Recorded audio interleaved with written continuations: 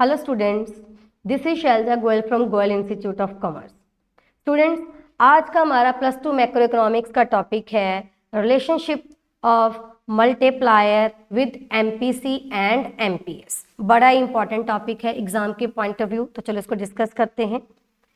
Relationship of multiplier with MPC and MPS, ये तीन चीजें अभी हम इसमें डिस्कस करेंगे। तो सबसे पहले हम देखते हैं कि मल्टीप्लायर क्या होता है। मल्टीप्लायर को हम डिनोट करते हैं के से। ये क्या शो करता है? ये शो करता है कि इन्वेस्टमेंट में चेंज करने से अगर हम इन्वेस्टमेंट बढ़ाते हैं तो हमारी इनकम में कितना चेंज आता है। तो ये हमारा बेसिक फॉर्मूला है इन्वेस्टमेंट मल्टीप्लायर का, that is change in income due to change in investment.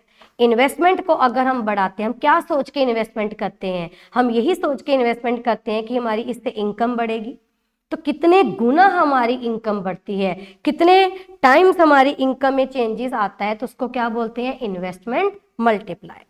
Student, इसका एक और फॉर्मूला है जो कि एग्जाम में आ जाता है कि आप इसको प्रूव करके दिखाओ, डिराइव करो कि ये फॉर्मूला कैसे आया। तो वो फॉर्मूला क्या है? K is equal to 1/1 minus MPC। सबसे पहले मैं इसको डिराइव करके दिखाऊंगी, फिर मैं आपको रिलेशनशिप बताऊंगी इसका। अब ये इस फॉर्मूला की डेरिवेशन कैसे हुई? इसकी फर्स्ट फॉर्मूला से ही होती है। कैसे? सबसे पहले आपको क्या बताया था? Y इज इक्वल टू, एक हमने एग्रीगेट डिमांड के कंपोनेंट किए थे C+I। एग्रीगेट डिमांड को किसके इक्वल रखा था? AS के। AS क्या होता है? Y। तो AD भी किसके इक्वल हो गया? Y के। तो यहाँ पर Y के दो कंपोनेंट होंगे, एक C और एक I। क्लियर है? अब अगर Y में चेंज आएगा तो कंजम्पशन में भी और इन्वेस्टमेंट में भी चेंज आएगा, ये तो आपको पता है।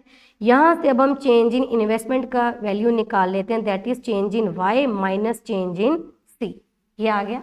अब हम इस वैल्यू को इस फॉर्मूला में पुट कर देंगे।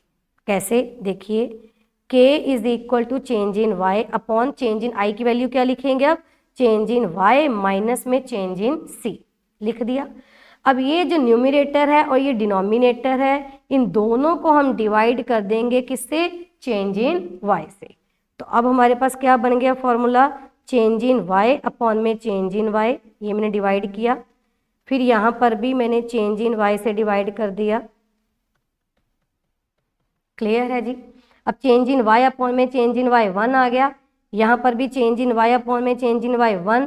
Change in C upon change in Y, अभी बताया था मैंने, क्या आ गया जी? MPC।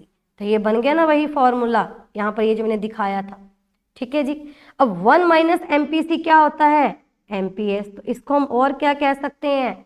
K का फॉर्मूला क्या है मल्टीप्लायर का? K is equal to 1/MPS। ठीक, चलिए अब हम रिलेशन दिखाते हैं मल्टीप्लायर का MPC के साथ। तो वो कैसे दिखाओगे? आप एग्जाम में वैल्यूज लोगे, अलग अलग वैल्यूज लोगे। Late MPC 0.6। स्टूडेंट्स, अगर हमारा MPC 0.6 है तो उस केस में MPS कितना आ गया जी? 0.4। मतलब MPC कंजम्पशन ज़्यादा है, चेंज इन कंजम्पशन ज़्यादा है चेंज इन सेविंग से। अब हम मल्टीप्लायर की वैल्यू निकालेंगे 1/1 minus MPC, 1/1 minus 0.6, 1/0.4, that is 10/4। Clear है? तो यहाँ पर हमारे पास ये जो हमने लिखा यहाँ पर, अब आप यहाँ पर ये देख सकते हैं कि जितना हमारा MPC है, अगर MPC हम ज़्यादा लेंगे तो ऑब्वियसली MPS क्या आएगा? कम आएगा। क्यों आएगा? क्योंकि MPC और MPS का टोटल क्या होता है? 1 होता है। तो यहाँ पर MPC 6 लिया, MPS 4 लिया, तो 10/4 यहाँ पर अपने पास मल्टीप्लायर की वैल्यू क्या आ गई जी? 2.5। मतलब हमारी इनकम कितने गुना हो जाएगी? कितने टाइम्स, कितना मल्टीपल हो जाएगा? 2.5 टाइम्स। क्लियर है? चलिए अब नेक्स्ट वैल्यू लेते हैं, इसका रिवर्स कर लेते हैं। Let MPC 0.4। अगर MPC 0.4 है तब MPS कितना आ जाएगा जी? 0.6 आ गया। अब वैल्यू निकालो मल्टीप्लायर की।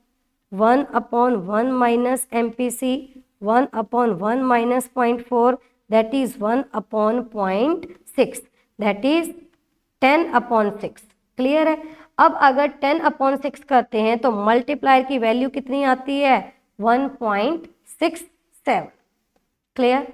अब आप बताओ, जब मैंने MPC 0.6 लिया था तब मल्टीप्लायर ज्यादा आया था या जब मैंने MPC 0.4 लिया तब ज्यादा आया? ऑब्वियसली जब हमने MPC 0.6 लिया तब मल्टीप्लायर हमारा ज्यादा आया, दैट इज 0.25, क्योंकि उस केस में हमारा सेविंग रेट जो था वो क्या था? कम था। लेकिन जब हम कंजम्पशन रेट कम कर देंगे सेविंग रेट बढ़ जाएगा।